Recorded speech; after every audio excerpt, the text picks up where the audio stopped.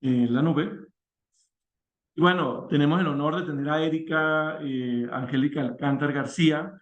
Ella es licenciada en Historia y es maestra en Urbanismo por la UNAM.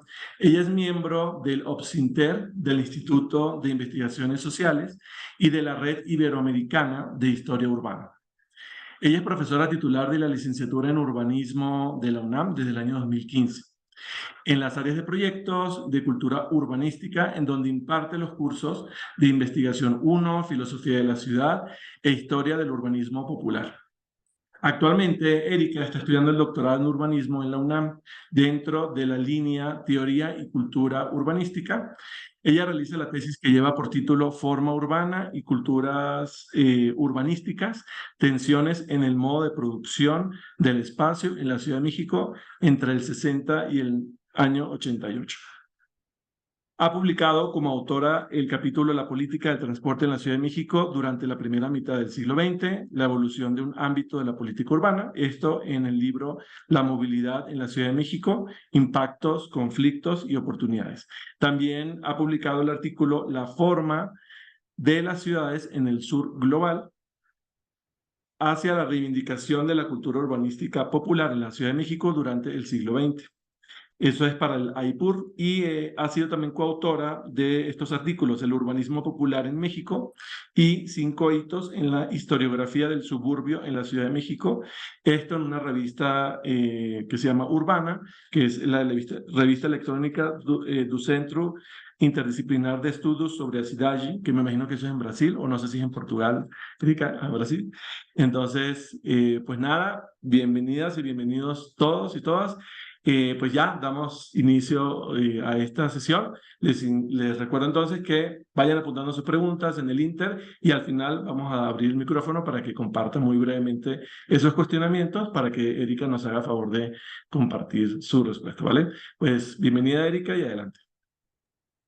Pues muchísimas gracias, Carlos. Muchísimas gracias también por la iniciativa de la maestra Ana Paulina Matamoros. Agradezco muchísimo que me haya considerado para este ciclo de conferencias que, pues bueno, definitivamente creo que pueden serles muy provechosas, ¿no? En general a quienes están en formación. Y pues bueno, el tema de la perspectiva de género, ¿no? Que es algo con lo que me invitó, me siento muy halagada. Y ahorita a ver si puedo hacer esto, compartir en pantalla completa, porque creo que no me permite hacerlo. Si no, bueno, vamos así. Sí está, bueno, en el simbolito allá abajo de la derecha, ándale, sí. ¿No te está Sí, dejando allí? pero ¿qué crees que no? Como que no me permite. Ah, no te preocupes. Allá, Ahí va, sí, ahí sí. va. Perfecto, gracias, perdón. Pues de antemano también disculparme si por ahí llega a pasar algo, ¿no? Digamos, la virtualidad nos ha enseñado que también tenemos un montón de cosas que seguir aprendiendo, ¿cómo se dice? Resistencia a la frustración, entre otras cosas, ¿no? Pero bueno, estoy muy contenta de estar aquí con ustedes. Alumnas, alumnos de la Universidad Iberoamericana. Es un gusto para mí. El día de hoy voy a tratar de ser breve en un tema que he venido estudiando en los últimos ya más o menos 5 años. Y son en realidad algunas líneas, ¿no? Que por supuesto no están agotadas ni por mí ni por casi nadie, ¿no? O por nadie, pero tiene que ver justamente con cómo hacemos, ¿no? Desde, bueno, incorporar la perspectiva de género en el ámbito de la planeación urbana y en el ámbito un poco más extenso, ¿no? De lo que consideramos la disciplina del urbanismo. Entonces, bueno, el día de hoy justo les traigo una serie de reflexiones o de temas, indagaciones, ¿no? Pero sobre todo preguntas y posibilidades para seguirnos preguntando sobre esto, ¿no? Que es una gran deuda que tenemos en una disciplina que, bueno, pues es muy joven, sigue siendo muy joven, ¿no? Poco más de 100 años. Entonces, bueno, lo que yo les quiero presentar el día de hoy básicamente tiene esta estructura, ¿no? En principio, una serie de aclaraciones que tiene que ver con algunos conceptos que nos pueden ser útiles, ¿no? Pero también como cómo hemos llegado aquí, y va un poco de eso la plática, ¿no? Cómo hemos llegado aquí a que de repente parece que tenemos un nuevo paradigma dentro de los estudios urbanos, la planeación urbana, el urbanismo, la arquitectura, pero ¿cuáles son esos antecedentes, ¿no? Conceptuales, pero también en términos de la investigación. Después, justamente después de esos conceptos, también quisiera justo hablar de algunos esfuerzos, ¿no? Que se han dado, que pocas veces se revisan, me parece, en los cursos de urbanismo y de arquitectura, que incorporan o tratan de incorporar la perspectiva de género y parece que de repente venimos, ¿no? De solo hace unos 15, tal vez poco, casi 20 años, ¿no? Para empezar a plantear estas preguntas. Finalmente, unas reflexiones de hacia dónde vamos, qué se está haciendo, ¿no? En términos de la transversalización de la perspectiva de género en la planeación urbana y el urbanismo, y unas consideraciones finales que más bien esas serán abiertas para todas, todos, todes, ¿no? Bueno, en principio, unas aclaraciones. Esto que nombramos o que vamos a empezar a nombrar perspectiva de género, ¿no? En los estudios urbanos, en el urbanismo, en la arquitectura, en la planeación urbana, ¿no? Digamos, tiene sus antecedentes en algunas líneas de investigación, particularmente, ¿no? En el norte global, eh, y desde la rama de la geografía radical, ¿no? Y de sus exponentes feministas más, pues, digamos, más ilustres, ¿no? En este caso, por ejemplo, la geografía radical, ¿no? Anglosajona, particularmente inglesa, que nos deja a Doreen Massey, ¿no? Y junto con ella hay una historia importante, ¿no? Que también se inscribe, digamos, dentro de este momento de incorporación de los estudios feministas a distintas disciplinas, que es Mary Nash. ¿Y por qué nos interesa tanto Mary Nash? Porque Mary Nash se va a ir justamente a la Universidad de Barcelona en los años 70 en los años 80, y ella va a incorporar dentro de la geografía en la Universidad de Barcelona algunas de las líneas de estudios feministas. Entonces, digamos que por ahí un poco podemos rastrear por qué particularmente, ¿no? Desde Iberoamérica, pero específicamente en Barcelona se empiezan a dar estudios desde los años 80 y 90 sobre el espacio, las mujeres, las espacialidades, ¿no? Cómo el género se vuelve una categoría para analizar el espacio urbano.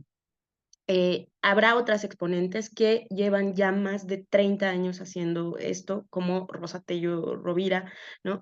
Y también en los últimos 20 años Socorro Pérez Rincón, ¿no? De la Universidad de Barcelona.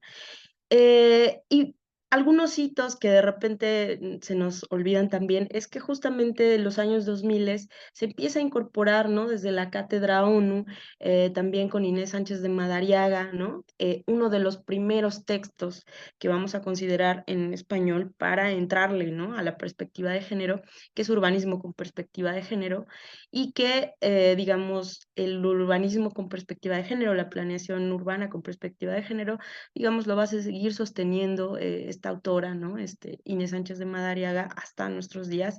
Incluso desde hace 2 años, ella, junto con otra investigadora de apellido Zucchini, desarrollan el concepto de movilidad de cuidado, ¿no?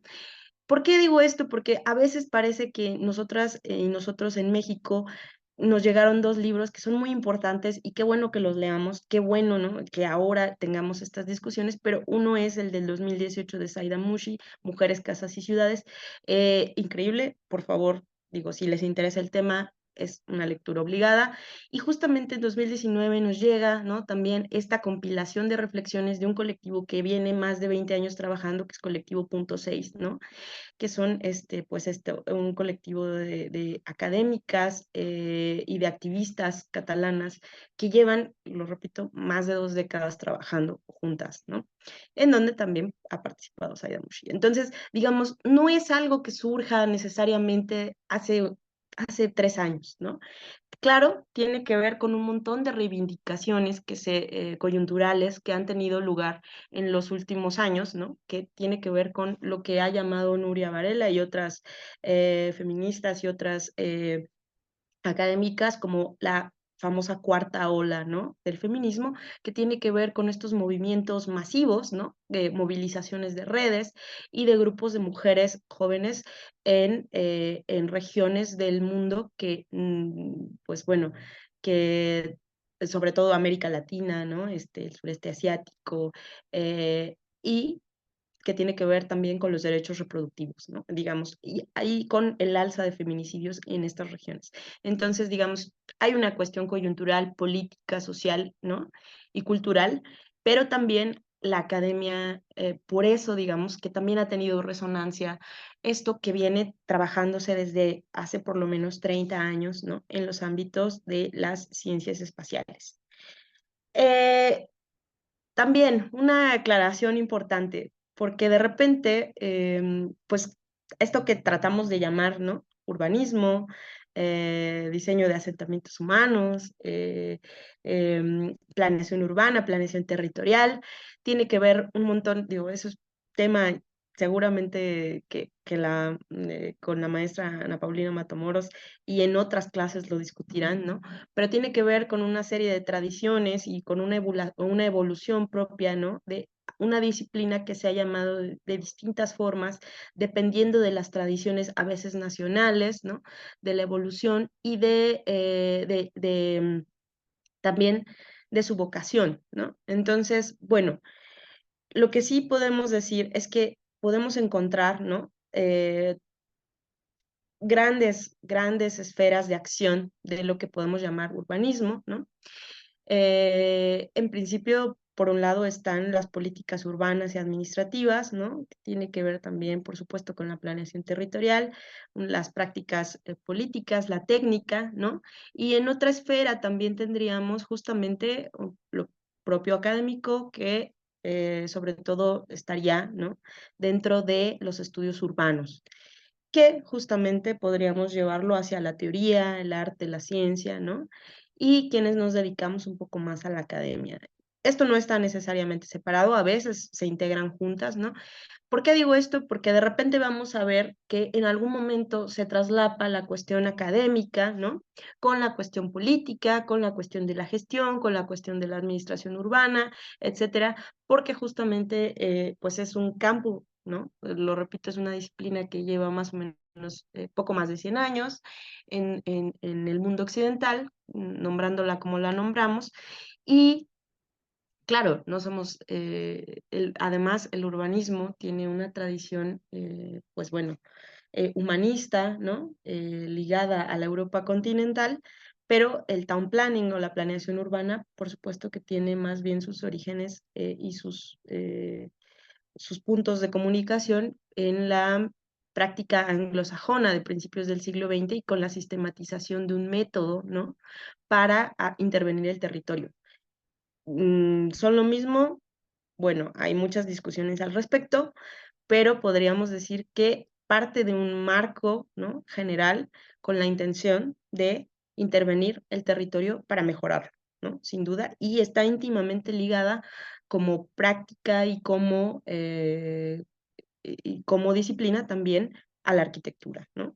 Bueno, esto lo podemos discutir, hay quien coincidirá, quien no coincidirá, pero digamos que es un espectro amplio, ¿no? De cómo podemos considerar esta disciplina del urbanismo, porque justamente de lo que vamos a hablar es que estos niveles de intervención, ¿no? Y de la transversalización de la perspectiva de género se dan en todos estos ámbitos y esferas. Justamente entonces vamos a iniciar, ¿no? Con algunos conceptos que pueden ser útiles, que pueden parecer también algo ociosos, ¿no? Esto no es una plática, ni mucho menos, ¿no? Para resarcir un montón pues bueno, de dudas que seguramente pueden quedar. Hay muchísimos otros conceptos que podemos revisar, pero bueno, y claro, el género sería una cuestión central, ¿no? Un concepto clave para empezar a platicar, ¿no? de qué hablamos cuando hablamos de perspectiva de género en la planeación urbana, en el urbanismo. Y por supuesto, ¿no?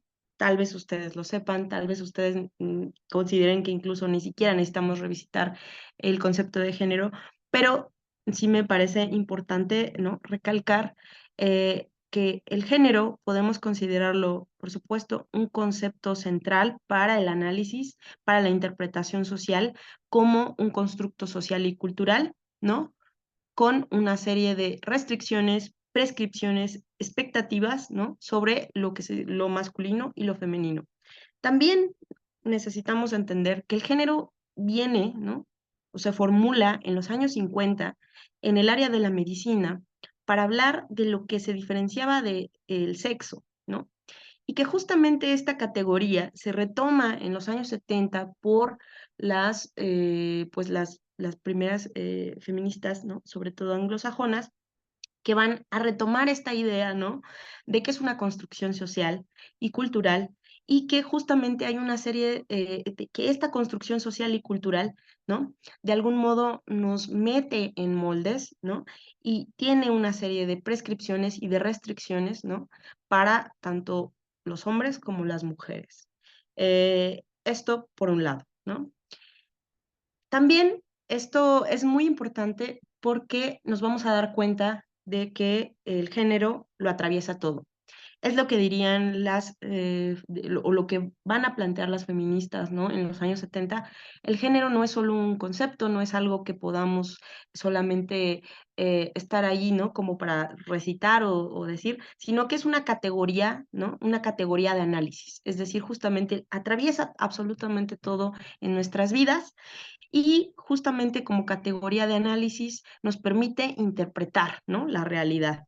En ese sentido, una de las cosas que también se van a empezar a plantear eh, un poco después es cómo afecta, ¿no? Y particularmente por la geografía radical, específicamente en los estudios de Doreen Massey, cómo experimentamos el territorio, cómo el género afecta, ¿no? Nuestra experiencia del territorio y justamente cómo es que el espacio también se construye social e históricamente, ¿no? Entonces, nuestra experiencia del espacio está indiscutiblemente atravesada por el género, ¿no? Esa es una de las primeras consideraciones. Justamente entonces, cuando hablamos de perspectiva de género, ¿para qué nos sirve? El género también, como categoría de análisis, lo van a plantear las autoras feministas de los años 70, nos permite ver las desigualdades, sobre todo, ¿no? Las desigualdades entre géneros en un sistema de dominación. Y justamente esas desigualdades también nos permiten, ¿no?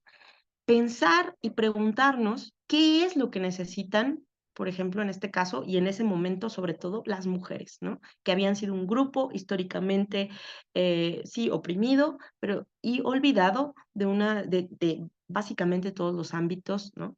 De la realidad.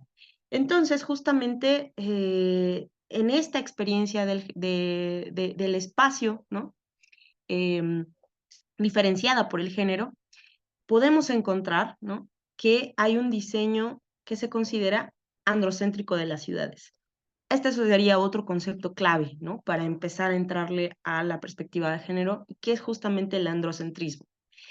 El androcentrismo sería justamente cómo se ha configurado la realidad a partir del punto de vista masculino, ¿no?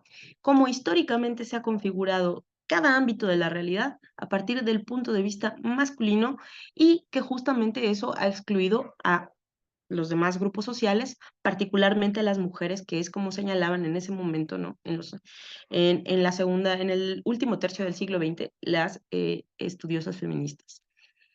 En ese sentido, el diseño androcéntrico de las ciudades, ¿qué querría decir? Pues claro que se privilegian las necesidades, ¿no? Los deseos y las perspectivas masculinas de lo que tiene que ser una ciudad, ¿no? De acuerdo a sus cuerpos, de acuerdo a sus formas de trabajo, de acuerdo a sus prácticas, ¿no? De acuerdo a cómo consideran a los otros grupos sociales también. Y en ese sentido, las mujeres históricamente en las ciudades fueron invisibilizadas, particularmente, ahorita lo vamos a ver, pero particularmente en las ciudades industriales, postindustriales, ¿no? y contemporáneas. En ese sentido, podemos entender como perspectiva de género, dice Estela Serret, como una herramienta metodológica que nos permite visibilizar a las mujeres y sus necesidades específicas, así como explicar las condiciones de desigualdad que las atraviesan, ¿no? Es muy importante que consideremos esto. Para nosotros empezar a pensar en incorporar la perspectiva de género, tenemos que tener en cuenta estos dos elementos. Primero, que el género, ¿no?, nos permite ver esas desigualdades históricas que existen entre géneros. Por otro lado, cuáles son las necesidades de los géneros y, ¿no?, y sobre todo de aquellos sujetos que han sido oprimidos a lo largo de la historia. Entonces, un poco a lo que llegamos es que justamente el género tiene una serie de dimensiones que atraviesan, como ya decíamos, como categoría de análisis, muchísimas esferas de nuestra vida y muchísimos ámbitos, psicológico, cultural, social, espacial. Por supuesto, como bien sabemos, ¿no?, y como nos ha dicho también, ¿no?, tanto Henri Lefebvre como David Harvey, ¿no?, como la misma Doreen Massey, la realidad es una y no podemos, tratamos de separarla, tiene que ver con una estructura de pensamiento moderna, ¿no? Pero en realidad, la realidad aparece. ¿Eso qué quiere decir? Que nosotros tratamos, ¿no? Claro, hacemos un esfuerzo por disociar lo social de lo espacial, pero en realidad ocurren al mismo tiempo, ¿no?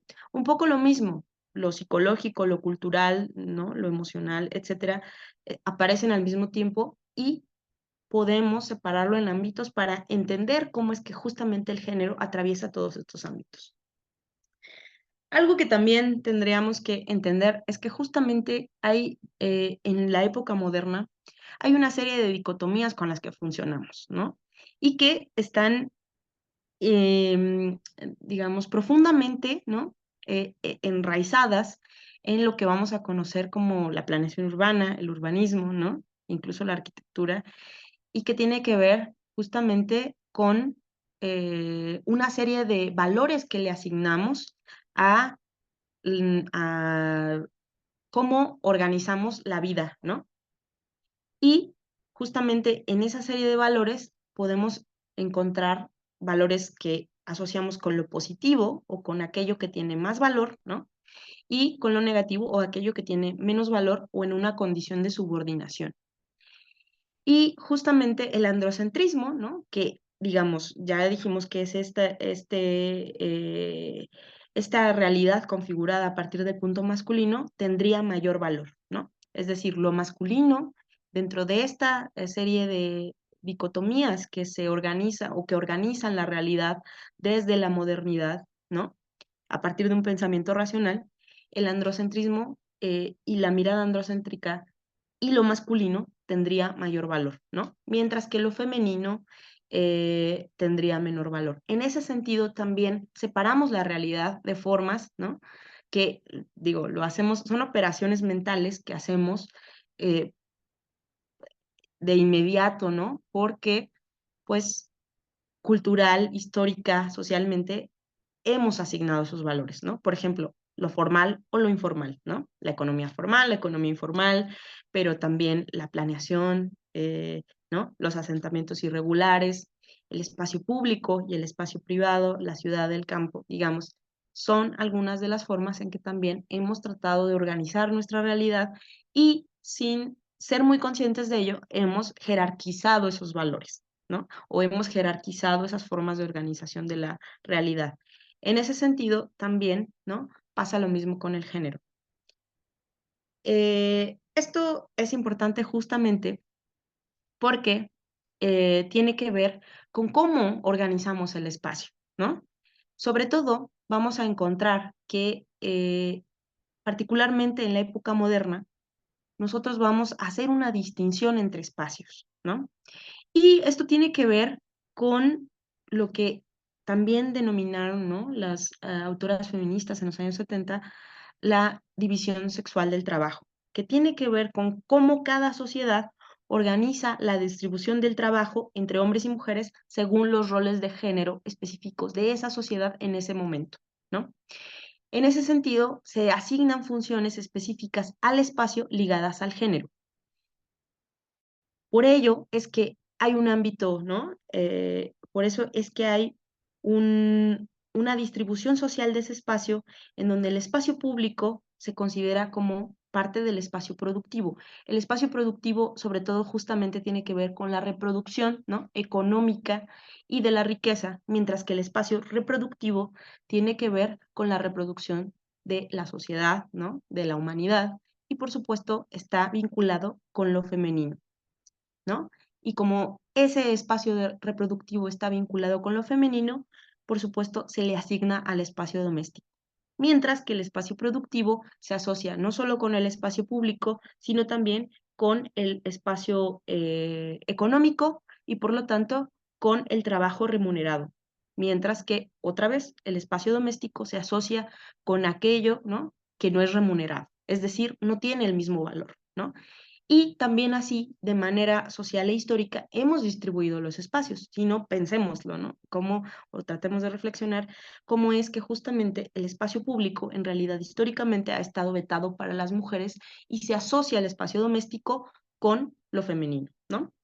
En ese sentido, estas distinciones se exacerban sobre todo en lo que consideramos la época moderna y particularmente con la consolidación del sistema económico capitalista, ¿no? Porque en ese momento quienes iban, ¿no?, y ponían su fuerza de trabajo para la reproducción del capital, pues eran sobre todo los hombres, aunque las mujeres siempre participaron, ¿no?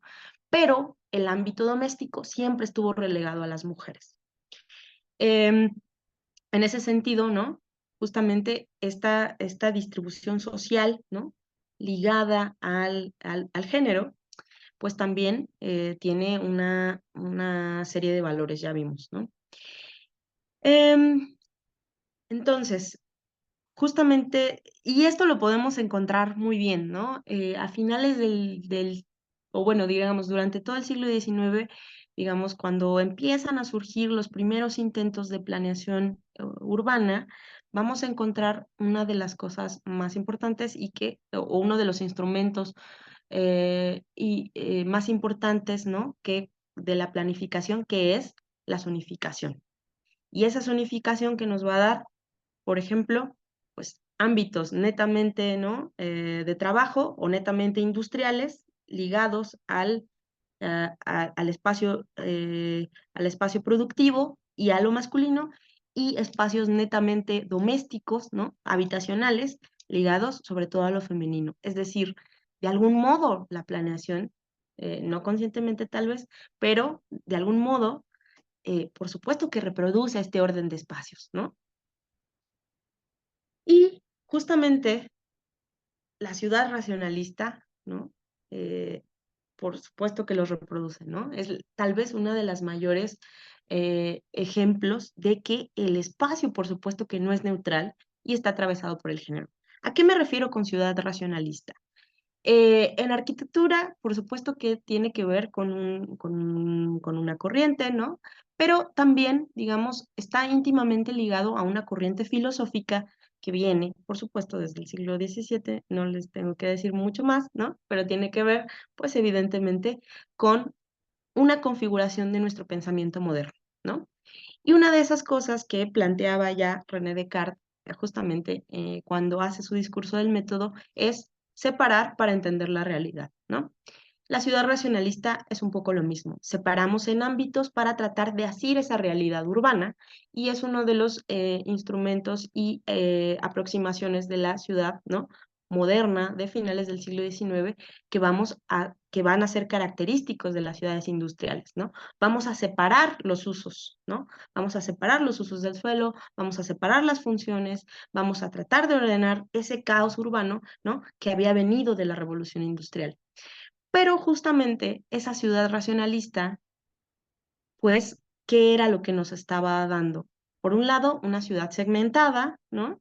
Claro, sí, un poco más ordenada, pero también una de las cosas o de las grandes frustraciones de la ciudad racionalista, incluso en el norte global, va a ser que la realidad urbana es un fenómeno vivo que no podemos, ¿no?, estar metiendo en un molde específico y en un modelo urbano sin esperar, ¿no? Que surjan un montón de, pues bueno, de eventualidades, ¿no? Y sobre todo de procesos sociales que no van a responder exactamente a ese modelo.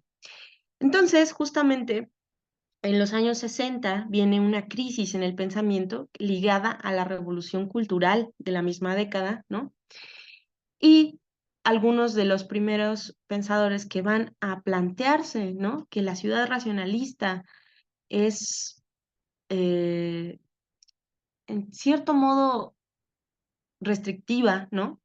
Pero también que no alcanza, ¿no? Para satisfacer las necesidades y las realidades, ¿no?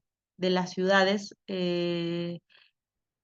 industriales y postindustriales van a ser, ¿no? Personas ligadas, pues bueno, sí, a los estudios en el norte global, como Henri Lefebvre, Jane Jacobs o François Troy, ¿no? Que, bueno, están los últimos dos franceses y la primera canadiense y estadounidense, ¿no?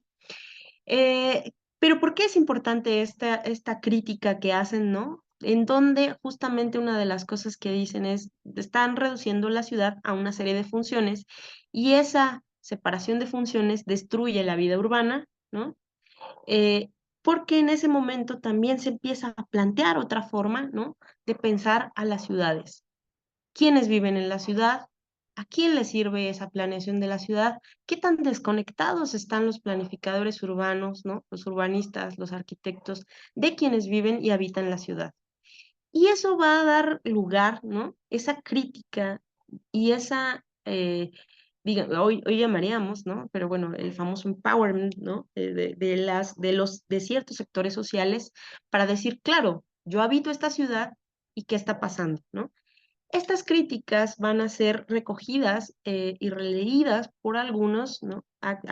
Por algunas activistas de la tercera ola del feminismo y también van a empezar a preguntarse, esta ciudad no nos satisface y no solo no nos satisface, sino que debemos de cambiarla, ¿no? De acuerdo a nuestras necesidades, porque históricamente nuestra experiencia del espacio ha sido otra, ¿no? Ha sido restrictiva, este, ha sido, ¿no? Eh, menos placentera, obviamente, la hemos padecido, ¿no? Y por supuesto, esta crítica es importante para lo que viene. Justamente en esas décadas de 1960, ¿no? 1970, estas primeras académicas feministas, principalmente en los Estados Unidos y Europa, comienzan a analizar y a denunciar, ¿no? Cómo es que la planeación urbana y el diseño había excluido históricamente a las mujeres, ¿no? Podemos hablar de bastantes autoras, pero algunas de ellas pueden ser Dolores Hayden, Mary Nash, Gwendolyn Wright, Doreen Massey, ¿no? En donde se van a empezar a dar cuenta de que algunos de los temas que están ligados a esas necesidades específicas de las mujeres y a esa opresión, ¿no? Y a esa experiencia diferenciada del espacio tienen que ver con la vivienda, la movilidad, la seguridad, la propiedad de la tierra, el acceso a los servicios y al empleo. Es decir, las mujeres experimentaban la ciudad de una manera muy distinta y había que analizarlo de acuerdo a esa experiencia distinta, ¿no? Entonces, justamente, ¿qué podríamos hablar del urbanismo con perspectiva de género y el urbanismo feminista? Hace ya bastante, creo que les compartieron un texto que justamente es con el que yo realicé algunas reflexiones y hacía yo una diferencia entre el urbanismo con perspectiva de género y el urbanismo feminista, en donde el urbanismo con perspectiva de género eh, yo lo vinculaba sobre todo con la intervención de organismos internacionales o de instituciones, entidades nacionales o locales para incorporar esos esfuerzos, ¿no? De la perspectiva de género dentro de proyectos, dentro de planes, ¿no? Etcétera. Y el urbanismo feminista como aquel que venía desde abajo, ¿no? Desde esta crítica de las habitantes, de las activistas, de las académicas. Ahora no estoy tan segura de esa diferenciación que hago, ¿no? Pero bueno, es parte de la reflexión. Eh, Pero lo que sí es verdad es que hay una necesidad importante por involucrar a todos los sectores en esto, ¿no? Y al final lo retomamos porque va a ser importante para que hablemos de la transversalización de la perspectiva de género. Sobre todo porque, además de estos temas, ¿no? Que siguen siendo los más importantes para las mujeres y para tratar de atender la realidad de las mujeres y de otros grupos, ¿no? De otras identidades sexogenéricas en las ciudades, como la seguridad, la movilidad, la apropiación, el disfrute, la accesibilidad, etcétera, ¿no? También, pues bueno, siguen siendo una de las cosas necesarias a incorporar en tratados internacionales, ¿no? En programas, ¿no? Internacionales y, por supuesto, en perspectivas y prospectivas internacionales como la Agenda 2030, ¿no? Bueno, ¿por qué hacía esta diferenciación justamente entre el urbanismo con perspectiva de género y el urbanismo feminista cuando yo escribía esto? Porque justamente algo que sucede en los años 70, desde los años 70, es que van a empezar a, digamos, el movimiento feminista de la tercera ola va a empezar a impulsar una serie de encuentros y de tratados internacionales eh, en desde el norte global y desde organismos internacionales como la ONU para atender las formas de violencia hacia las mujeres. Y esto se va a trasladar en distintos programas de ayuda, apoyo, de financiamiento hacia, en general, hacia todo el mundo, pero particularmente hacia las regiones, ¿no? En vías de desarrollo, entre los años 70, 80 y 90. Y parte de ese esfuerzo, ¿no? De las activistas académicas y mujeres organizadas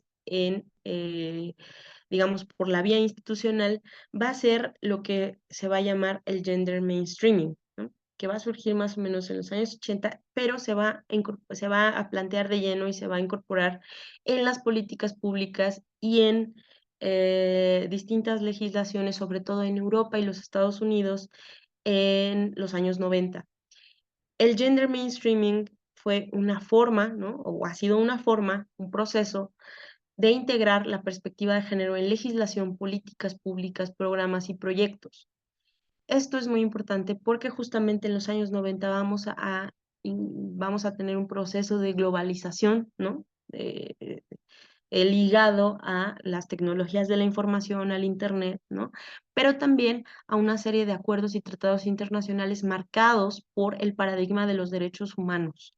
Entonces, el gender mainstreaming va a ser una forma en donde, sobre todo, se va a buscar una vía institucional para llegar a la igualdad, ¿no?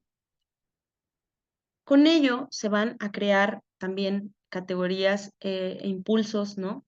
Para las acciones afirmativas y para crear condiciones de paridad entre las instituciones, ¿no? En los ámbitos de gobierno, pues bueno, sobre todo en la región occidental, ¿no? Justamente, ¿por qué esto es importante? Porque para entender estos casos de los que yo les voy a platicar, tenemos que tener en cuenta qué es el gender mainstream, ¿sí? Y que justamente quisiera hablar de estas experiencias de la incorporación de perspectiva de género en la planeación urbana y de los esfuerzos feministas, en donde algunos estuvieron ligados, pero sobre todo, ¿no? Tiene que ver con un ámbito de acción en donde hay tanto grupos de la sociedad civil, ¿no? Mujeres organizadas, sobre todo de la sociedad civil, pero que también hay una serie de instituciones que se comprometen a llevar a cabo esos proyectos y esas demandas. Entonces, un poco como les decía, ¿no? Estas experiencias tienen que ver con cómo esa organización de la tercera ola del feminismo, que viene de finales de los años 60 y sobre todo en los años 70, impactan en el norte global y sobre todo en la academia, pero no solo en la academia, sino también en distintos ámbitos profesionales y cómo particularmente impacta en las ciencias espaciales, en activistas y grupos de mujeres. También cómo eso va a tener una resonancia y cómo en los organismos internacionales y cómo estos grupos organizados se van a movilizar, ¿no? Para buscar financiamiento, para también llamar la atención de esos organismos internacionales y para crear legislaciones, marcos, programas, etcétera, de apoyo a mujeres en distintos contextos. Y justamente también desde los años 70 y en los años 80 se van a dar cuenta y estos organismos internacionales y van a formular una serie de diagnósticos y de estudios que van a dar lugar a una serie de conclusiones que hoy tenemos muy claros, por ejemplo, en la Agenda 2030, que es el impacto, ¿no?, de la desigualdad y de la violencia de género en la brecha de género, pero también en la economía, ¿no? Entonces, cómo también esto se empieza a incorporar en las agendas internacionales. El primer caso del que les quiero hablar es el de Jamaica, que comienza en los años 80 y, digamos, lo retoma Bertha Turner, que tal vez ustedes la recuerden porque fue socia y también esposa de John F. Turner, que acaba de morir hace una semana, ¿no?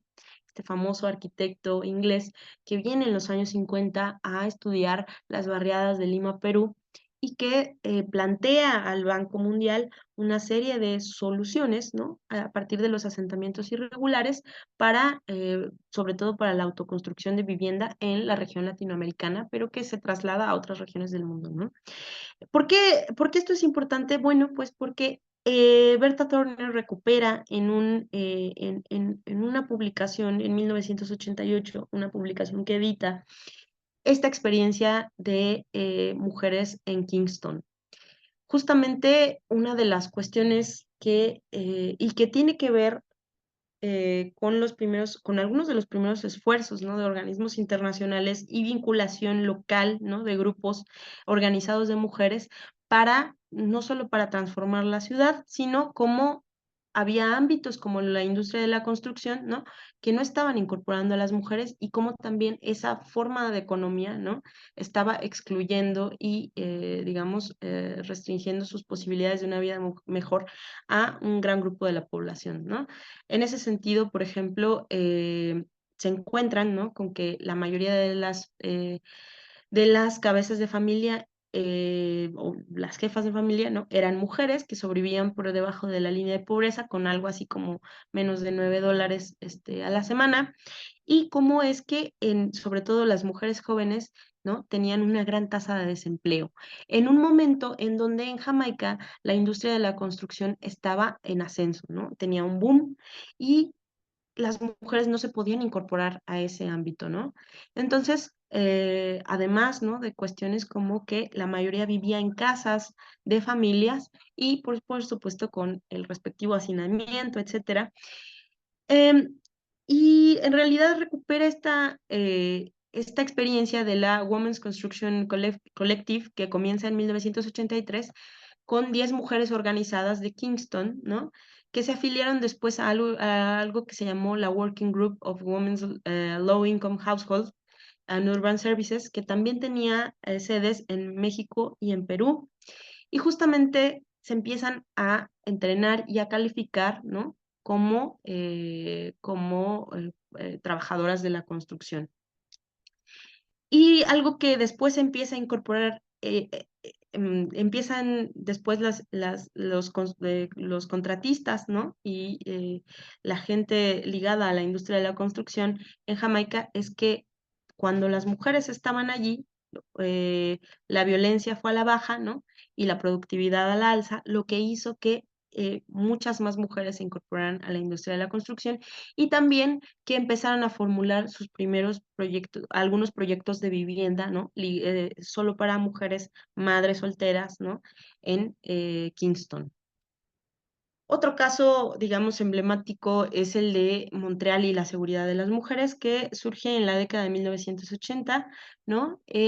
Sobre todo por la inseguridad que existía en em, en la ciudad de Montreal, y sobre todo bueno, y en general en la región de Montreal, y que tiene que ver justamente con cómo empiezan a las mujeres a organizarse para crear una serie de soluciones, ¿no?, al respecto.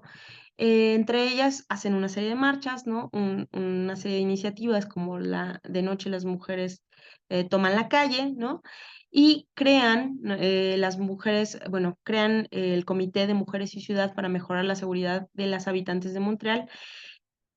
Y una de las cosas más exitosas que salió de este caso es la implementación de un servicio que se llamaba Entre Dos Paradas y que es algo muy sencillo que después se va a replicar en algunas otras ciudades, pero es que se dieron cuenta de que las mujeres cuando bajaban de los autobuses eran víctimas de violencia sexual porque caminaban demasiado entre una parada y otra.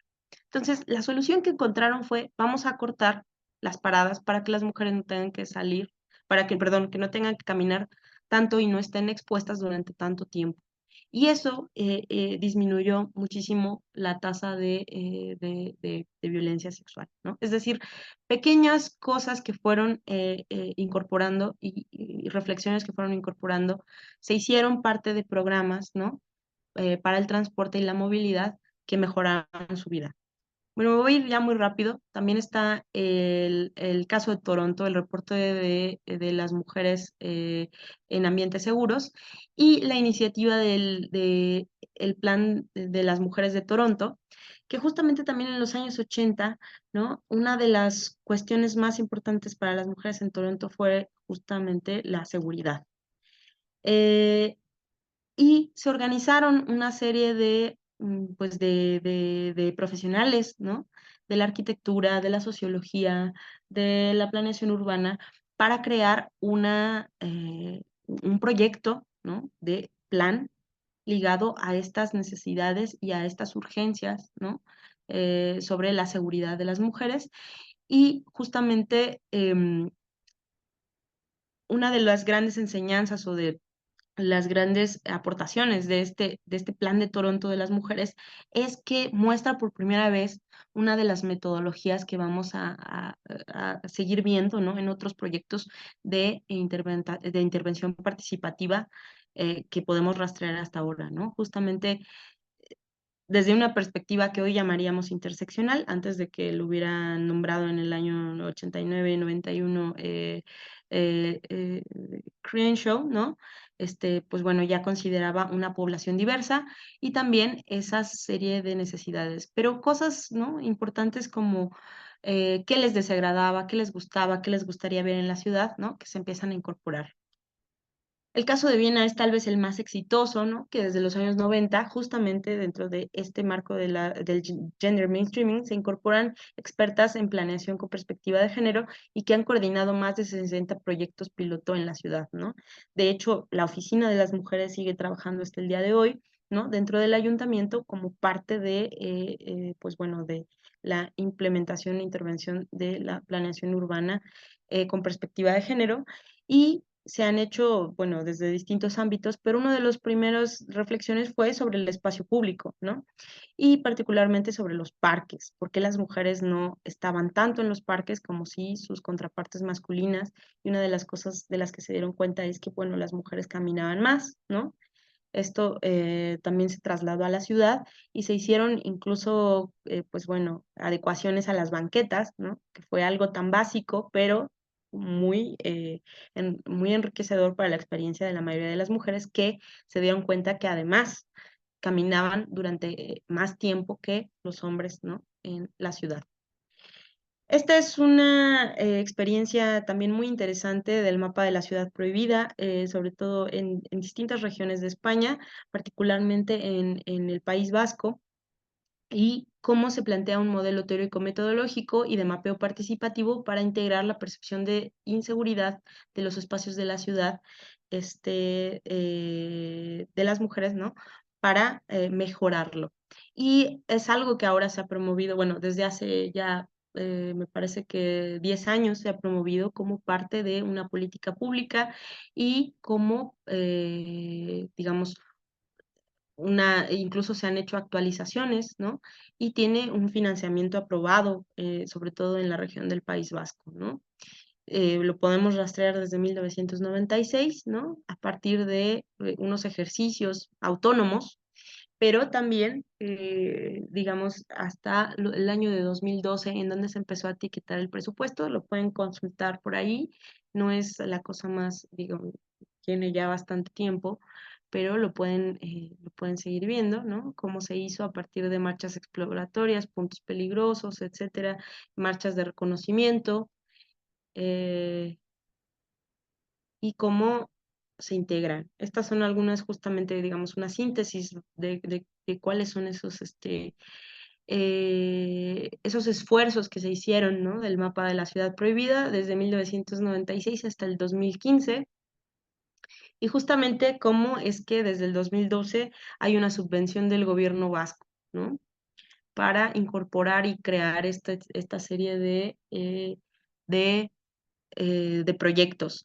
Desde una perspectiva de autonomía y libertad, ¿no? O lo que llamarían, o lo que llamaron quienes impulsaron el mapa de la ciudad prohibida como desde el enfoque autonomista, en contraposición con un enfoque paternalista ligado íntimamente a las instituciones del Estado, ¿no? Bueno, entonces estas también un poco, digamos, la experiencia, ¿no? De de esta incorporación de la perspectiva de género, que un poco lo que yo les presento aquí. No está el caso de Jamaica, pero bueno, es... y creo que se trabó esto. Ya para ir terminando.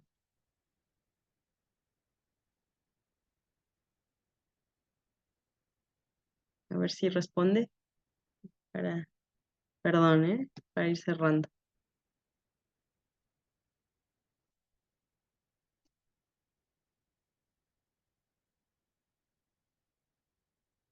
Voy a dejar de compartir tantito para ver si responde.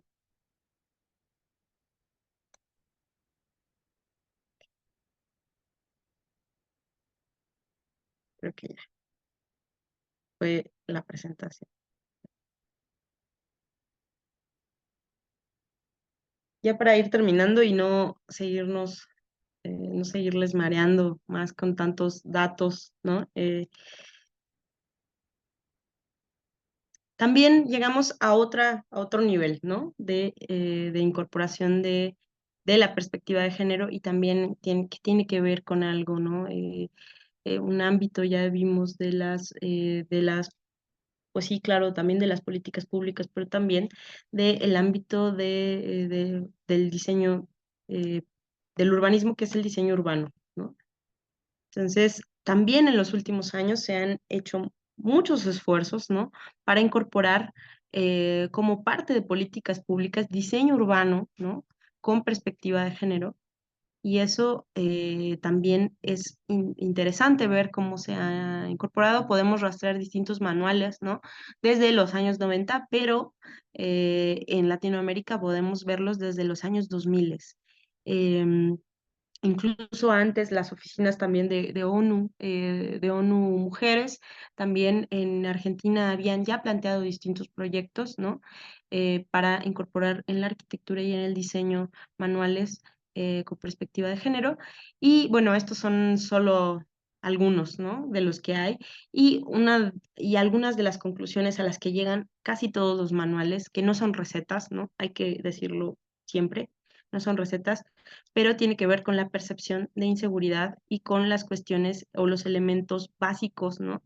De alumbrado, de pasos seguros, de vegetación, ¿no? De iluminación, y para, para mejorar la vida y la experiencia de las mujeres. Otra cosa interesante, en Latinoamérica particularmente, ¿no? No tenemos o no hay una lectura de esa incorporación de la perspectiva de género en los procesos de urbanización popular, ¿no? Es algo que queda pendiente por allí, porque las mujeres han estado al frente de la organización, la gestión, los cuidados y los procesos de urbanización popular en las ciudades latinoamericanas, que, pues bueno, rebasan o llegan, ¿no? A más del 50% en nuestra región. También, bueno, algo pendiente es la academia. La academia está íntimamente ligada a los impulsos de las políticas públicas, tienen resonancia en las políticas públicas, aunque no se vea, aunque no se crea, pero si nosotros revisamos la legislación cuando se incorpora la perspectiva de género, sí que revisan las propuestas conceptuales y teóricas de muchas académicas y no dan cuenta de ello muchas veces, pero sí que se incorporan. Entonces también dónde están, ¿no? Entonces, llegamos un poco ya para finalizar. ¿Qué es esto? Hay un nuevo paradigma en la planeación urbana y el urbanismo, podríamos llamarlo así. Como ya habíamos dicho, ¿no? En los últimos 10 años más o menos en Iberoamérica ha habido un boom, ¿no? De esta conversación sobre qué es el urbanismo feminista o el urbanismo con perspectiva de género, algo que han definido además, ¿no? El colectivo Punto 6 como una propuesta epistémica basada en la participación e inclusión frente a las prácticas hegemónicas estructurales. Así es como lo define el colectivo Punto 6, ¿no? El urbanismo feminista. Pero sí podemos pensar entonces de un nuevo paradigma, pues en principio podríamos pensar en esa apuesta, ¿no? En que verdaderamente exista un compromiso, ¿no? Para ligar las necesidades de los grupos, bueno, de la mitad de la población, que serían las mujeres, pero también de las disidencias sexogenéricas, ¿no? Pues para incorporar la perspectiva de género.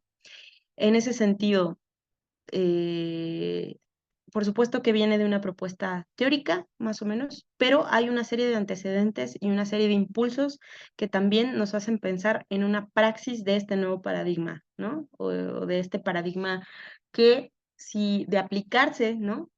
En esa praxis, en tanto teoría y práctica, sí, claro que puede llevarnos a soluciones para todas, todos, todes, ¿no?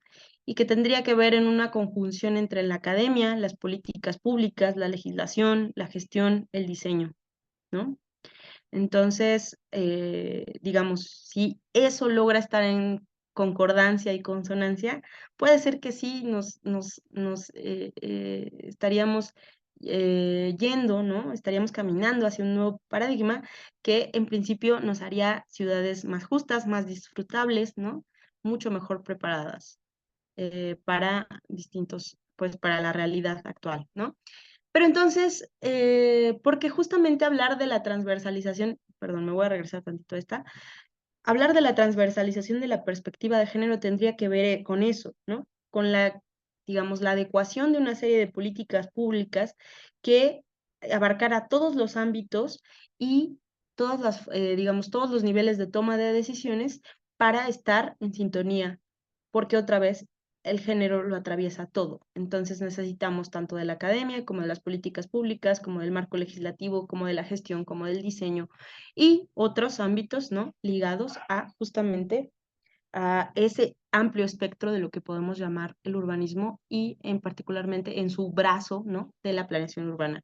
Entonces, ¿qué se ha hecho hasta el día de hoy, por ejemplo, en México para la transversalización de la perspectiva de género en la planeación urbana y el urbanismo?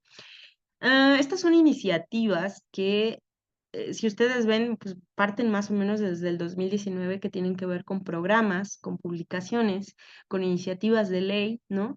Y con programas de gestión para incorporar la perspectiva de género en los distintos ámbitos pues de los marcos legislativos, políticas públicas y la toma de decisiones. Y hasta el momento no ha habido cosas muy concluyentes. Muchas cosas se siguen trabajando, se siguen incorporando, pero bueno, en principio ya es una mejora que podamos hablar de esto, ¿no? De una primera cronología o de una cronología que incluso bueno, también hay instituciones, ¿no? Que la marcan desde 2013 más o menos, pero en realidad yo creo que pues las experiencias más contundentes son algunas de estas y habrá que seguir viendo, ¿no? Cómo se incorporan justamente en los distintos ámbitos de la planeación urbana. Entonces, otra vez, les decía, es importante este espectro, ¿no? De lo que llamamos el urbanismo, para hablar de cómo transversalizamos la perspectiva de género, cómo hacemos, ¿no? Que justamente, pues bueno, crear condiciones más justas para las personas en general, particularmente para los grupos oprimidos históricamente, como las mujeres y las disidencias sexogenéricas en los ámbitos de la planeación urbana, pues primero tomando en cuenta, ¿no?, que hay una serie de actores sociales, ¿no?, en este caso, de profesoras, académicas, autoras, activistas, ¿no?, tomadoras de decisiones, pero también de personas dentro de la política urbana, y que tenemos que pensar, ¿no?, que se tienen que incorporar, primero revisar, ¿no?, a estas autoras, pero también considerar que tiene que haber paridad, ¿no?, en los ámbitos de toma de decisiones, que tiene que haber justamente un suelo, digamos, un suelo más parejo a partir de acciones afirmativas, ¿no? Y sobre todo recordar que esas acciones afirmativas son elementos o acciones ligadas a mecanismos de equidad, ¿no?, para transitar a la igualdad, y no solo a la igualdad como un principio, sino a la igualdad sustantiva, ¿no?, para que opere en la realidad en nuestras ciudades. Y pues muchas gracias, eso sería todo. Eh, es- Digo, yo sé que es mucha información y es un paseo muy rápido. Una disculpa por a veces tanta ambigüedad o poca profundidad en algunos temas, pero bueno, es algo que da para mucho y que podemos seguirlo revisando en conjunto, ¿no? Muchas gracias. Muchísimas gracias, Erika. Y pues nada, vamos a abrir ahora el espacio para hacer preguntas y respuestas. Si les parece bien, podemos hacer la de levantar la manito electrónica para ir viendo y dar la palabra. Y también, bueno, perdón, aquí dice la profesora Carolina Aguilar, si puedes mostrar otra vez la bibliografía. Y bueno, mientras vas mostrando esto, entonces, bueno, se abre el micrófono. Déjenme nada más darles la posibilidad, pero por favor levanten la mano para saber quién quiere participar y en función de eso ya vamos justamente dando la palabra. No sé si puedes colocarlo en modo presentación, Erika, para que se vea más grande, por favor, mientras... Muchísimas gracias. Entonces, y también si se sienten más cómodas y cómodos de plantear sus preguntas por acá, por el chat, también está habilitado el chat por si lo quieren hacer, ¿no? Y mientras llegan las preguntas o inquietudes, Erika, te quería preguntar en relación a o sea, me llamó la atención lo que platicabas un poco del tema que en esta parte de, bueno, de Europa, Barcelona tuvo como un rol muy importante en términos de empezar a poner sobre la mesa esta discusión. Y quería preguntarte en particular, ¿qué ocurrió en Barcelona para que se detonara esa reflexión, esa crítica? Y también si tú nos pudieras platicar un poquito sobre el tema de lo de la geografía radical. O sea, si puedes ahondar un poquito más a qué nos referimos con esto. Claro, gracias, Carlos. Como decía, un poco podemos rastrearlo a partir de esta influencia de Mary Nash, ¿no?, y algunas de sus discípulas, pero lo cierto es que también, digo, pensándolo, digamos, dentro de las olas del feminismo, ¿no?, pues también Barcelona tiene una serie de agrupaciones muy importantes de mujeres, ¿no?, y sobre todo de mujeres ligadas a los movimientos de vivienda, ¿no?, de inquilinato, que por supuesto, digamos, tiene una consonancia con ¿no?, esta vocación académica activista ligada a las necesidades, ¿no?, específicas de las mujeres en la ciudad. Entonces, digamos, por un lado estaría esta vertiente académica, ¿no?, y esta herencia, digamos, del feminismo ligado bueno, al feminismo de la tercera ola y a la crítica, ¿no?, de las ciudades, de la construcción histórica de las ciudades desde una perspectiva androcéntrica, y cómo esto llega, ¿no?, a algunas discípulas de Mary Nash, pero también justamente esto, ¿no? Hay una serie de movilizaciones que ya existen dentro de la ciudad para los años 70, 80, 90, y también, ¿no?, la acogida de una institución robusta como la Universidad de Barcelona, pero que digamos que llega también a hacer eco de una serie de movilizaciones que ya tenían lugar, ¿no? Desde los años 90 también, digo, después del modelo Barcelona, pues también hay una serie de movimientos importantes, ¿no? Para la organización, para evitar el desplazamiento, ¿no? De una serie de, pues bueno, de inquilinas y de mujeres en general, ¿no? Y que digo, hoy lo vemos a lo mejor en su aspecto más combativo con las cuestiones de la financiarización y la turistificación, ¿no? De Barcelona, pero que claro, tiene sus orígenes desde un poco desde los años 80 y 90, ¿no? En esta organización por la transformación de barrios, como en los años, a finales de los años 90, como el barrio, como el Raval, por ejemplo, ¿no? Pero un poco por ese lado. Y la geografía radical, digamos, se ubicaría en esta, en, digamos, en la influencia marxista o neomarxista, ¿no? Que tiene una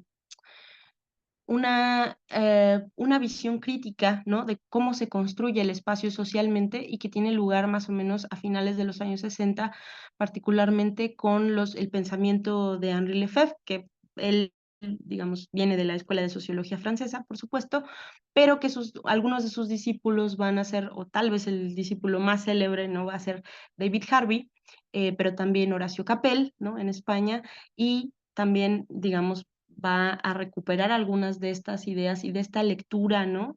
De la construcción social e histórica del espacio, ¿no? Doreen Massey, ¿no? Entonces, la geografía radical, un poco lo que plantea en ese momento es justamente esto, ¿no? El espacio se construye social e históricamente y es un ámbito de la realidad, ¿no? La dimensión espacial y necesitamos incorporarla, ¿no? Para entender la realidad, y para presentar nuevas interpretaciones de la realidad y sobre todo también va a plantear una serie de cuestionamientos a cómo se ha construido esa ciudad históricamente, particularmente desde el sistema económico capitalista, ¿no? Y una de las cosas más importantes justamente va a ser, hay una desigualdad social, ¿no? Y esa construcción histórica también da lugar a desigualdades socioespaciales, ¿no? Entonces, digamos, es una de los planteamientos de la geografía radical de los años 70. Entonces, bueno, justamente Doreen Massey lo recupera para incorporar también la categoría de género, ¿no? Muchísimas gracias. Aquí tenemos una pregunta de un alumno de la clase de Ana Paulina y dice, él se pregunta si el objetivo del urbanismo es llegar a un modelo que cubra las necesidades pues, de todos los grupos sociales o es tratar de mejorar con pequeños cambios, en particular enfocándose como a estos grupos particulares o con necesidades más urgentes. ¿Cuál es como tu visión en ese sentido?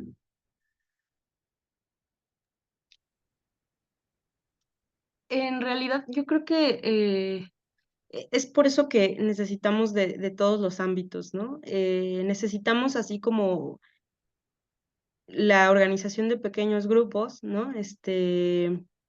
Necesitamos también las políticas públicas, ¿no? Que den visibilidad, legitimidad, financiamiento, ¿no? A todas estas iniciativas. Em, pero digamos, en principio, ¿no? La apuesta del urbanismo feminista es que si se cubren las necesidades de los grupos oprimidos históricamente, pues se cubren las de todas y todos, ¿no? Es muy utópico, o sea, también tenemos que pensarlo en ese sentido, ¿no? El feminismo es una utopía y toda ciudad, pues casi que es una utopía, ¿no? Entonces, probablemente nunca lleguemos a eso, ¿no? A cubrir las necesidades de todas, todos, todes, pero creo que sí tenemos que apostar por los modelos que incluso también, o sea, está en crisis, ¿no? La idea de pensar en un modelo, pero sin duda podríamos pensar en modelos que fueran mucho más amigables, ¿no? Y que sean lo menos excluyentes posibles. Entonces, también, por supuesto, tenemos que ser muy, también, ¿no? Pues lo más realistas posible. Sin duda es una utopía, pero vale la pena apostar por la utopía, ¿no? Entonces, bueno. Muchísimas gracias, Erika. María del Carmen Bustos dice, se pregunta también si existen colectivos mexicanos de académicas, activistas feministas en temas de urbanismo y apropiación de los espacios, cómo sumarse a ellos.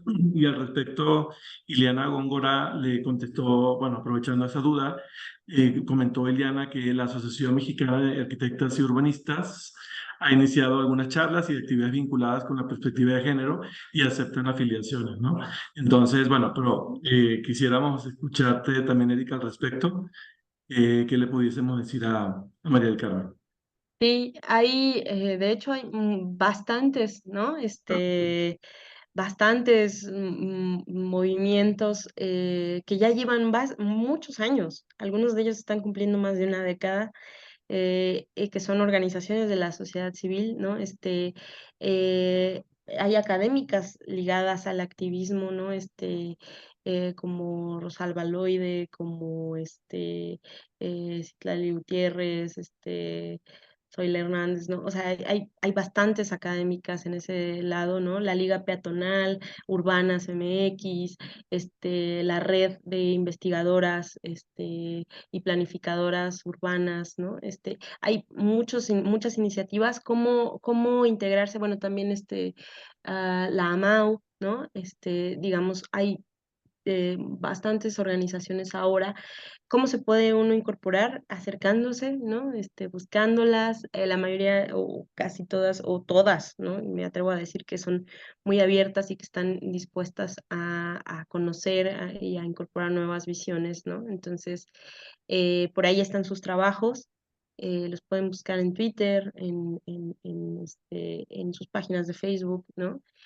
Sería interesante a lo mejor hacer un directorio de estos grupos, ¿no? Y asociaciones ligadas a la perspectiva de género, a las iniciativas profesionales o de profesionales, ¿no? De la planeación urbana, del urbanismo, de la arquitectura con perspectiva de género, porque de repente se van, ¿no? Ahorita así de bote pronto son las que recordé, pero la verdad es que hay bastantes, ¿no? Entonces sería bien interesante hacer ese trabajo, un directorio de estas organizaciones que siguen funcionando, o que se siguen creando y que se siguen desarrollando. Muchísimas gracias. Diana Velasco pregunta, ¿cómo podemos empezar en el país? ¿Cuáles serían las 5 acciones básicas que definirías para un urbanismo feminista? Wow. Pues creo que, digo, por supuesto, la primera sería la participación ciudadana, sin duda. Y en ese sentido, diagnósticos, ¿no? A partir de la planeación participativa o pues sí, digamos, de la participación ciudadana. Y por supuesto estarían sin duda los ejes, ¿no? De seguridad, de cuidado, ¿no? De espacios públicos, em, y de disfrute, ¿no? De la calidad de los espacios públicos. Digamos, al final la cuestión es ver que también por eso necesitamos también hacer diagnósticos, ¿no? De lo que sí tenemos, de lo que queremos, ¿no? Por eso les decía un poco, o que creo que las enseñanzas de todas estas experiencias es que hay metodologías que seguimos ocupando o que podríamos ocupar, que son deseables incorporar, ¿no? Como esto de qué tenemos, ¿no? ¿Qué es problemático y qué deseamos? ¿No? Que son tres perspectivas un poco desde pasado, presente, futuro, ¿no? Es decir, cómo nos imaginamos esta ciudad y también cómo están imbrincadas de algún modo las cuestiones de tanto de seguridad, ¿no? Como de disfrute del espacio público, como de movilidad, ¿no? Todas de algún modo están imbrincadas y tendría que ver con eso. Digamos, si un espacio público es transitable, es seguro, está bien conectado, se pueden establecer elementos de cuidado, ¿no? Creo que esas serían como experiencias que nos permitiría establecer cuál serían, ¿no? Elementos de un urbanismo feminista y sobre todo de espacios seguros, ¿no? Para todos los grupos. Y sobre todo, Erika, porque, bueno, tomando en consideración lo que platicabas hace ratito de que se trata de, es un tema de que se debería trabajar entonces el tema teórico, pero también desde la parte de la política pública, la parte de la gestión, la legislación, o sea, habría que verlo de una forma integral, pero para estar incidiendo de una forma adecuada en esos ámbitos y, o sea, agregaría un poquito lo que planteas, este hecho de que tendría que ser una visión conjunta de este sistema de intervención que toca todos estos elementos que luego se traducen en ciudad, ¿no? Que esa parte creo que es súper importante. Claro. También agregar. María del Carmen Bustos también dice, ¿qué opinas sobre las intervenciones realizadas por Clara Brugadas? ¿Impactan como ciudad feminista? Eh, yo diría que no, pero digo, en realidad lo que tenemos que buscar también es, eh, tendríamos que revisar, ¿no? Pero bueno, la cuestión sería si atienden las necesidades de los grupos, digamos, ¿no? De los grupos no solo vulnerables, sino, digamos, los grupos invisibilizados, ¿no? Históricamente, las mujeres, las disidencias sexogenéricas, los adultos mayores, los niños, ¿no? Las niñas. Pues claro, entonces estamos pensando en una ciudad pues mucho más universal. Claro, las cuestiones son que ahí no solo necesitamos paridad, sino equidad en los mecanismos pues de intervención, ¿no? Eh, yo creo que en general también, digo, no solo para hablar de las intervenciones de Clara Brugada, ¿no? Sino en general en esta ciudad, particularmente en la Ciudad de México, pero digamos en los ámbitos de la legislación y de las políticas públicas tenemos también una crisis de cómo incorporar la perspectiva de género, porque creo que al final es algo que se puede, y fue una de las cosas que, digamos, se criticaron mucho, ¿no? Del PGD y del PEGOT el año pasado, que es como pueden ser letras muertas, ¿no? Son ejes que dicen, claro, vamos a incorporar la perspectiva de género, ¿no? ¿Cómo se hace? ¿No? Cuáles son los primeros pasos, a quién le vamos a consultar, cuáles son las herramientas de consulta, cuáles son ¿no? Cuáles son los ejercicios, ¿no? Que vamos a instrumentar para justamente sacar esto, ¿no? Y no hay muchas respuestas al respecto. Sí hay que decir, hay gente muy preparada dentro por ejemplo, de los ámbitos de las distintas dependencias, ¿no?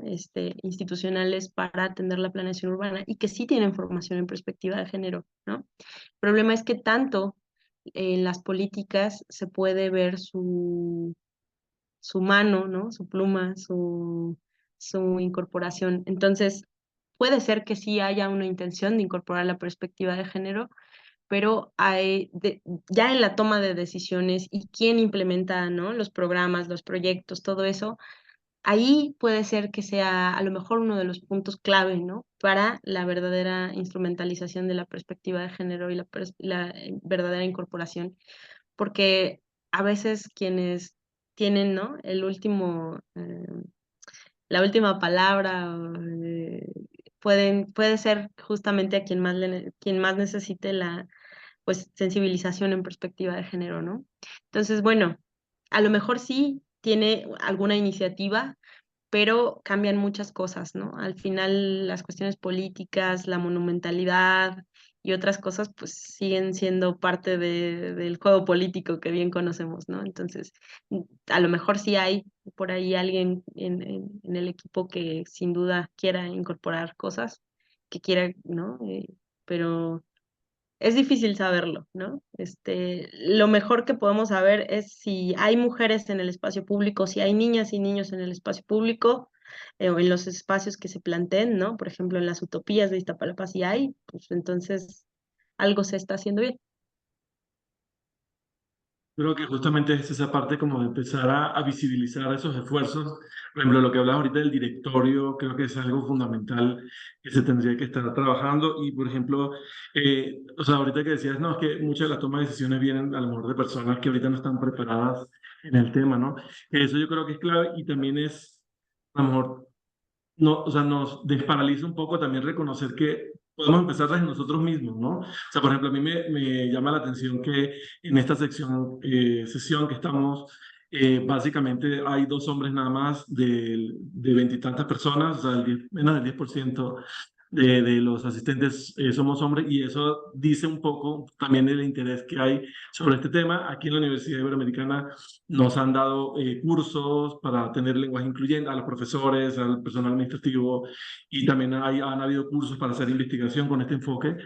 Pero creo que también sí valdría la pena como empezar a incidir como por otro lado, con otro lenguaje, no necesariamente institucional y académico, para empezar a hacer que del lado nuestro, por ejemplo, Ana, Paulina y yo que estamos dando clases, igual que Karen Aguilar, Maite, otras profesoras que están acá, justamente como que tenemos una posibilidad de incidencia, pero habría que ver también como de abajo hacia arriba cómo se puede hacer esto, porque me preocupa mucho que desafortunadamente mucha de esta eh, posibilidad de intervención en el sistema va a depender de autoridades que a lo mejor no tienen por aquí eso en su agenda. Y la idea es que esto se convierta parte de la agenda pública, la agenda urbana de una ciudad. Entonces, yo creo que es bien interesante que nos planteemos todos cómo le podemos hacer para desde abajo hacia arriba empecemos a hacer incidencia, ¿no? Y no esperar que llegue la solución en vertical. Y bueno, ya por temas de tiempo, nada más comento dos comentarios adicionales que están acá. Maite García, agregando un poco a la inquietud de qué organizaciones trabajan sobre este tema, y me refiero a que trabajen con el enfoque de género. Maite García, por ejemplo, dice que está la red Mesoameri-K-A-A-B, o sea, Mesoamerica, como una posible opción. Y en el caso de Ujú. Carolina Aguilar, dice que el diseño es una toma de poder de quién está incluido. Y ella dice Claro. aquí que habrá que abrir la conversación a fluidez de género, donde se incluyan a todos, por ejemplo, los baños que deben incluir a todas las identidades, ¿no? Entonces, Sí. creo que hay Esa es mucha una, tela por recordar. Sí, Sí, adelante, por favor. esa es una discusión que yo creo que está pendiente, cómo pensar también, ¿no? Desde las herramientas conceptuales que tenemos, las discusiones actuales, incorporar las voces. Claro, como yo decía, ¿no? En los años 70 se planteó esto, pero sin duda que hoy tenemos otras necesidades y otras discusiones y también, afortunadamente, otros marcos conceptuales que nos ayudan a pensar y repensar, ¿no? Entonces, por supuesto, podemos pensarlo desde esta forma también desde el ámbito anglosajón ha habido nuevas perspectivas, ¿no? Que nos hablan solo también de planeación heterosexista, ¿no? Puede ser una vía, ¿no? Cómo incorporamos a todas, todos, todes, sin duda, ¿no? Tenemos que pensar en esa forma que sea lo más incluyente posible, ¿no? Esta es una perspectiva que, digamos, se ha difundido más, la idea de la claro, de la incorporación de la perspectiva de género y del urbanismo feminista, pero en principio tenemos que pensar en eso, ¿no? En cómo las ciudades y la disciplina del urbanismo, el ramo de la planeación urbana, cómo podemos hacer, ¿no? Para que todas las personas estén incluidas. Y necesitamos, nuevamente, más marcos conceptuales, más metodología, más, ¿no? Necesitamos trabajar en esto, pues creo que es algo que nos urge, sí, sin duda. Porque todo suma, ¿no? Y bueno, no quería dejar de darle la palabra a Ana Paulina. Por favor, si pudieras comentarnos, dar tus palabras de cierre antes de concluir. No, pues agradecerle a Erika la disponibilidad, la atención que ha tenido y seguir trabajando, seguir difundiendo y más que nada llegar a nuevos espacios. Creo que eso es lo fundamental y esperamos que esta plática pueda empezarse a difundir a través de más canales para que llegue a los oídos de las personas que toman las decisiones. Sería todo, Carlos. Sí, muchísimas gracias, Ana Paulina, Erika, y a quienes nos pudieron acompañar hoy. Y pues nada, les quería compartir que Erika nos hizo llegar un texto que da soporte a esta plática, solo que básicamente se lo compartieron a los alumnos del curso de Ana Paulina en particular, pero yo puedo hacerles llegar justamente este texto a quienes se inscribieron a la sesión de hoy. Y no sé, Erika, si tú también y consideras que tu presentación puede ser compartible o nada más con lo que se proyecte vía el video, como tú nos digas. Sí, también se puede compartir si así lo desean. Sí, sí, sin problema. Entonces yo creo que sí, porque hay también, por ejemplo, bibliografía, información como muy puntual, que valdría la pena estarla como revisitando para poder hacer este tipo de mejores, generar mejores argumentos para, como bien dice Napolina, empezar a tener como empezar a poner una piedrita en el zapato, pero en buen plan, para transformar para mejor y evolucionar. Y bueno, pues muchísimas gracias, que tengan un feliz día y pues seguimos en comunicación. Muchísimas gracias. Muchas gracias. Gracias.